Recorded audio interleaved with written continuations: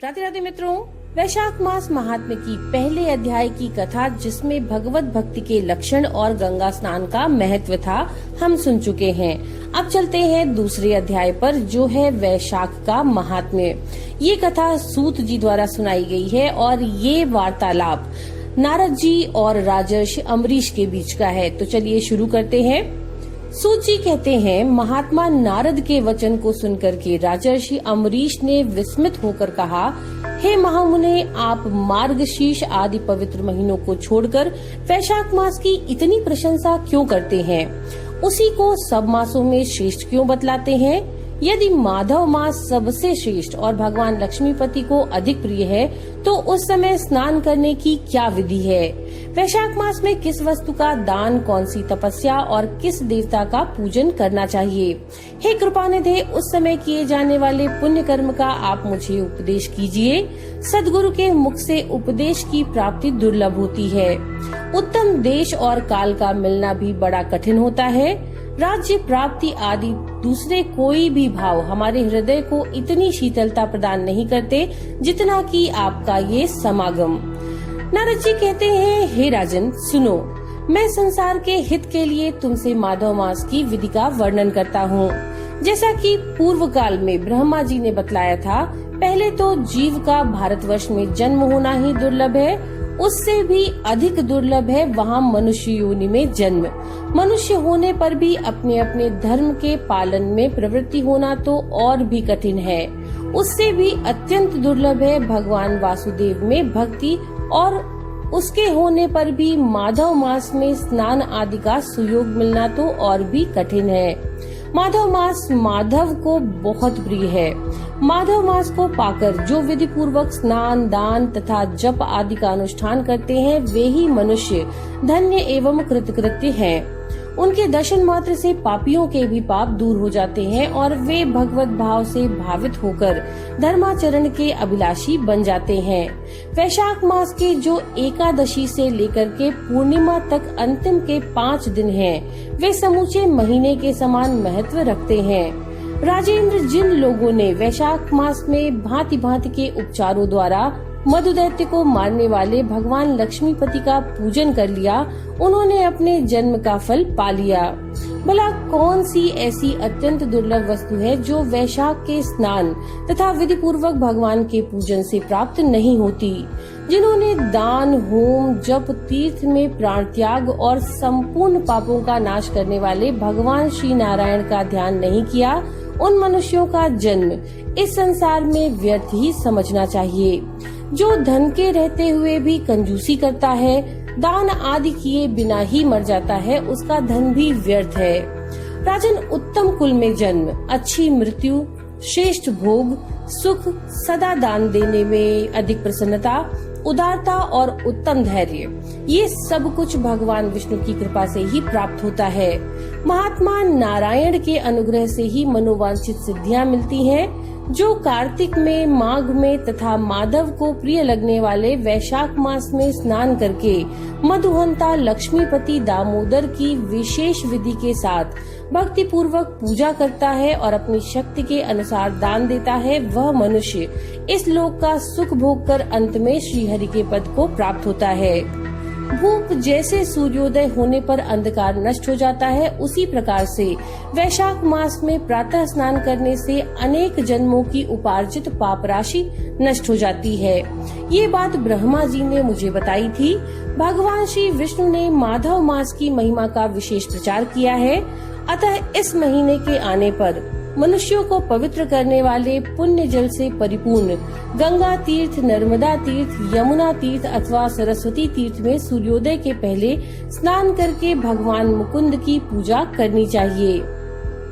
इससे तपस्या का फल भोगने के पश्चात अक्षय स्वर्ग की प्राप्ति होती है। भगवान श्री नारायण अनामय, रोग व्याधि से रहित है। उन गोविंद देव की आराधना करके तुम भगवान का पद प्राप्त कर लोगे। राजन, देवाधिदेव लक्ष्मीपति पापों का नाश करने वाले हैं और उन्हें नमस्कार करके चैत्र की पूर्णिमा को इस व्रत का आरंभ करना चाहिए। व्रत लेने वाला पुरुष यम नियमों का पालन करे, शक्ति के अनुसार दान दे, हविष्यान्न भोजन करे, भूमि पर सोए, ब्रह्मचर्य व्रत में दृढ़ता पूर्वक स्थित रहे तथा हृदय में भगवान श्री नारायण का ध्यान करते हुए कृच्छ आदि तपस्याओं के द्वारा शरीर को सुखाए। इस प्रकार नियम से रहकर जब वैशाख की पूर्णिमा आए उस दिन मधु तथा तिल आदि का दान करे, श्रेष्ठ ब्राह्मणों को भक्ति पूर्वक भोजन कराए, उन्हें दक्षिणा सहित धेनु दान करे तथा वैशाख स्नान के व्रत में जो कुछ त्रुटि हुई हो उसकी पूर्णता के लिए ब्राह्मणों से प्रार्थना करे। भूपाल जिस प्रकार लक्ष्मी जी जगदीश्वर माधव की प्रिया हैं, उसी प्रकार माधव मास भी मधुसूदन को बहुत प्रिय है। इस तरह उपयुक्त नियमों के पालन पूर्वक 12 वर्षों तक वैशाख स्नान करके अंत में मधुसूदन की प्रसन्नता के लिए अपनी शक्ति के अनुसार व्रत का उद्यापन कर दें। हे अम्बरीश, पूर्व काल में ब्रह्मा जी के मुख से मैंने जो कुछ भी सुना था वह सब वैशाख मास का महात्म्य तुम्हें बता दिया। अम्बरीश ने पूछा, मुने, स्नान में परिश्रम तो बहुत थोड़ा है, फिर भी उससे अत्यंत दुर्लभ फल की प्राप्ति होती है। मुझे इस पर विश्वास क्यों नहीं होता? मुझे मोह क्यों हो रहा है? नारद जी ने कहा, हे राजन, तुम्हारा संदेह ठीक है। थोड़े से परिश्रम के द्वारा महान फल की प्राप्ति असंभव सी बात है, तथापि इस पर विश्वास करो, क्योंकि ये ब्रह्मा जी की बताई हुई बात है। धर्म की गति सूक्ष्म होती है, उसे समझने में बड़े बड़े पुरुषों को भी कठिनाई होती है। श्रीहरि की शक्ति अचिंत्य है, उनकी कृति में विद्वानों को भी मोह हो जाता है। विश्वामित्र आदि क्षत्रिय थे, किंतु धर्म का अधिक अनुष्ठान करने के कारण वे ब्राह्मणत्व को प्राप्त हो गए। अतः धर्म की गति अत्यंत सूक्ष्म है। हे भूपाल, तुमने सुना होगा, अजामिल अपनी धर्मपत्नी का परित्याग करके सदा पाप के मार्ग पर ही चलता था, तथापि मृत्यु के समय उसने केवल पुत्र के स्नेहवश नारायण कहकर पुकारा, पुत्र का चिंतन करके नारायण का नाम लिया, किंतु इतने से ही उसको अत्यंत दुर्लभ पद की प्राप्ति हुई। जैसे अनिच्छा पूर्वक भी यदि आग का स्पर्श किया जाए तो वह शरीर को जलाती है, उसी प्रकार किसी दूसरे निमित्त से भी यदि श्री गोविंद का नामोच्चारण किया जाए तो वह भी पाप राशि को भस्म कर डालता है। जीव विचित्र है, जीव की भावनाएं विचित्र हैं, कर्म विचित्र हैं तथा कर्मों की शक्तियां भी विचित्र हैं। शास्त्र में जिसका महान फल बताया गया हो वह कर्म महान है, फिर भी वह अल्प परिश्रम साध्य हो या अधिक परिश्रम साध्य। छोटी छोटी वस्तुओं से भी बड़ी बड़ी वस्तु का नाश होता जाता है। जरा सी चिंगारी से बोझ के बोझ तिनके स्वाहा हो जाते हैं। जो श्री कृष्ण के भक्त हैं, उनके अनजान में किए हुए भी 1000 हत्याओं से युक्त भयंकर पातक तथा चोरी आदि पाप भी नष्ट हो जाते हैं। हे वीर, जिनके हृदय में भगवान श्री विष्णु की भक्ति है, वह विद्वान पुरुष यदि थोड़ा सा भी पुण्य कार्य करता है तो वह अक्षय फल देने वाला होता है। अतः माधव मास में माधव की भक्ति पूर्वक आराधना करके मनुष्य अपनी मनोवांछित कामनाओं को प्राप्त कर लेता है। इस विषय में संदेह नहीं करना चाहिए। शास्त्रोक्त विधि से किया जाने वाला छोटा से छोटा कर्म क्यों न हो, उसके द्वारा बड़े से बड़े पाप का क्षय हो जाता है और उत्तम कर्म की वृद्धि होने लगती है। हे राजन, भाव तथा भक्ति दोनों की अधिकता से फल में अधिकता होती है। धर्म की गति सूक्ष्म है, वह कई प्रकार से जानी जाती है। हे महाराज, जो भाव से हीन है, जिसके हृदय में उत्तम भाव एवं भगवान की भक्ति नहीं है, वह अच्छे देश और काल में जा जाकर जीवन भर पवित्र गंगा जल से नहाता और दान देता रहे तो भी कभी भी अशुद्ध नहीं हो सकता, ऐसा मेरा विचार है।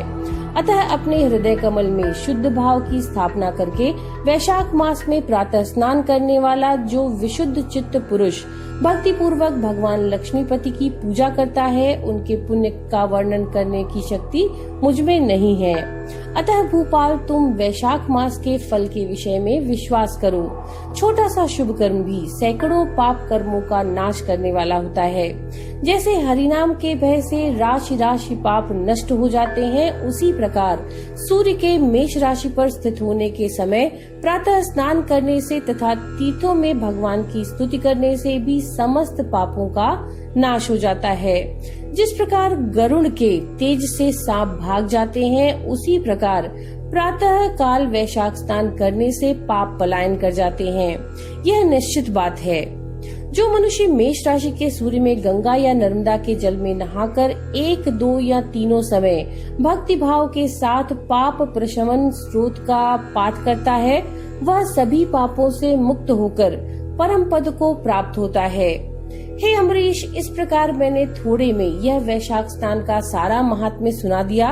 अब और क्या सुनना चाहते हो?